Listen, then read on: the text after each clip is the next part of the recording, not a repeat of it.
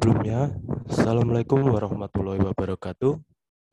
Perkenalkan, saya Ramadan Pratama Putra, NIM 1511419-120. Di sini saya ingin membahas sedikit tentang konsep utama dari psikologi konservasi sendiri. Sebelum mengenal lebih jauh konsep utamanya, di sini ada pendapat dari Ralph Meissner tentang green psikologi atau bisa disebut juga dengan psikologi lingkungan.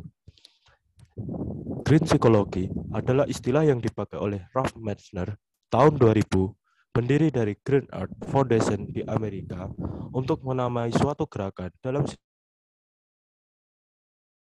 psikologi yang bertujuan menyelaraskan hubungan di antara kemanusiaan dan bumi atau alam. Jadi di sini Ralph Meissner pada tahun 2000 yakni mengemukakan sebuah pendapat di mana psikologi yang bertujuan untuk menyelaraskan hubungan di antara kemanusiaan serta alam. Nah, ia menamai ini dengan green psychology, di mana ia menginginkan adanya kepedulian terhadap alam yang diciptakan oleh Tuhan, sehingga para manusia atau individu-individu di dunia ini bisa menjaganya dengan sangat baik. Selanjutnya ada menurut Clayton dan Saunders tahun 2012 tentang konsep utama psikologi konservasi, yakni untuk memfokuskan kembali upaya dalam menggunakan insight dan piranti psikologi untuk memahami serta meningkatkan kepedulian manusia terhadap lingkungan alam. Penamaan sebagai psikologi konservasi merujuk pada misi utama yaitu kontribusi psikologi dalam memahami dan meningkatkan kepedulian individu terhadap lingkungan alam. Jadi di sini Clayton dan Saunders dalam tahun 2012 mengungkapkan suatu pendapat tentang psikologi konservasi, yakni konsep utama dari psikologi konservasi sendiri, yaitu ia menginginkan agar individu lebih memahami dan meningkatkan kepedulian mereka terhadap lingkungan alam di bumi ini, serta ingin para individu itu memahami serta meningkatkan kepedulian individu terhadap lingkungan alam sekitar, sehingga jangan sampai merusak alam yang dijaga atau lagi mendirikan bangunan sembarangan.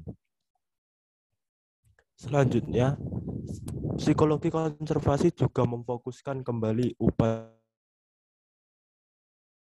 untuk menggunakan piranti psikologi dalam meningkatkan kepedulian manusia terhadap lingkungan alam. Jadi tidak serta-merta psikologi konservasi ini hanya membahas tentang alam, tetapi ini adalah penggabungan dari dua ilmu, yakni psikologi dengan ilmu konservasi sendiri, di mana ilmu-ilmu psikologi ini digunakan dalam meningkatkan kepedulian manusia terhadap lingkungan alam sekitar, sehingga tidak melulu psikologi hanya soal sosial, bioklinis, namun ada tentang psikologi konservasi. Selanjutnya ada aspek dalam konsep psikologi konservasi. Dalam konsep utama psikologi konservasi, ia memiliki 5 aspek penting yang dibahas, yakni pertama ada cara manusia merawat alam, yang kedua ada bagaimana sebaiknya manusia bersikap terhadap alam, yang ketiga bagaimana cara manusia mengembangkan keyakinan dan pengetahuan yang baik serta tepat tentang alam. Yang keempat ada hubungan antar manusia yang relevan dengan konservasi. Dan yang terakhir ada hubungan antar manusia dengan lembaga-lembaga sosial.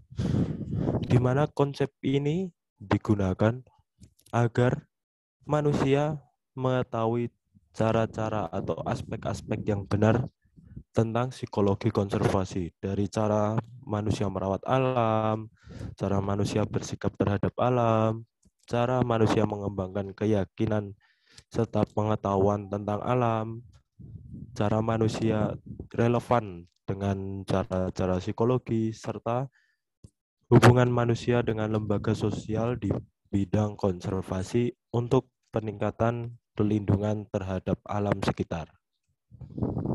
Selanjutnya ada konsep serta teknik riset dari psikologi konservasi.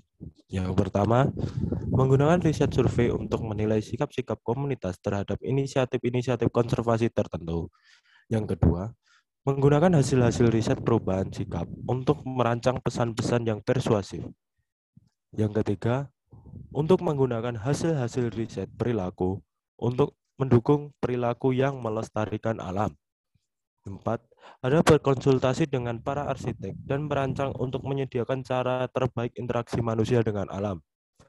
Yang kelima, ada merancang program-program lingkungan hidup yang mengedepankan sikap pro lingkungan. Yang keenam, melakukan riset tentang efek sentuhan dengan alam untuk menyempurnakan argumen-argumen perlindungan alam. Dan yang terakhir, ada mengamati interaksi-interaksi sosial untuk memahami cara-cara nilai lingkungan hidup diciptakan dan dipancarkan. Sekian materi dari saya. Di sini dapat kita ambil kesimpulan serta pelajaran bahwa psikologi tidak hanya ilmu yang mengedepankan tentang sosial, klinis, industri, dan organisasi, namun psikologi juga berkembang saat ini di konservasi. Kenapa diperlukan atau adanya psikologi konservasi? Ya, ini untuk memberi pemahaman dan meningkatkan kepedulian manusia terhadap alam sekitar di dunia ini. Karena apa? Banyak sekali kerusakan alam yang dilakukan oleh manusia dengan penebangan pohon sembarangan, meratakan lahan sembarangan, merusak cagar alam yang telah dijaga atau dirawat bersama-sama, mendirikan bangunan-bangunan sembarangan, dan masih banyak lainnya. Maka konsep utama dari psikologi konservasi sendiri yakni untuk peningkatan perlindungan terhadap alam sekitar, serta menyelaraskan pikiran manusia dengan alam yang ada di dunia ini. Untuk apa? Untuk dijaga ke depannya, sehingga dunia ini tidak hanya dipenuhi oleh bangunan, namun juga harus tetap ada lingkungan, atau dalam hal ini ada pohon, hutan, sungai yang bersih, gunung yang bersih, dan lain-lain. Semoga dengan penjelasan singkat saya ini dapat memberi pandangan terlebih kepada saudara-saudara untuk merasakan atau memiliki rasa peduli dalam peningkatan perlindungan media konservasi ini. Kurang lebihnya saya mohon maaf. Terima kasih. Billahi taufik wal hidayah. Wassalamualaikum warahmatullahi wabarakatuh.